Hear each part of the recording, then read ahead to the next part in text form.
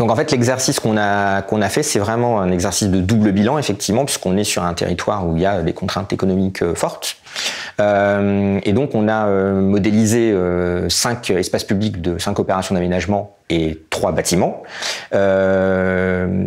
Et quand on dit qu'on a modélisé, c'est un travail un peu rétrospectif en fait sur des bâtiments qui sont déjà en chantier ou voire déjà en partie livrés pour les espaces publics, parce que le but c'était justement de se baser vraiment sur l'économie réelle des projets.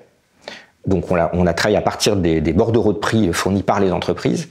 Et le but de ça, c'est vraiment d'aller au bout d'exploration d'un certain nombre de leviers de décarbonation de ces espaces publics ou de ces bâtiments, mais qui soient réellement, dont l'impact économique soit réellement mesuré, ce qui permet ensuite de raisonner dans ce qu'on appelle des rapports coût-bénéfice, c'est-à-dire que du coup, on va vraiment examiner combien coûte chaque tonne de CO2 qu'on économise. Et en fait, on se rend compte aussi que parfois, activer des leviers de décarbonation, c'est aussi faire des économies.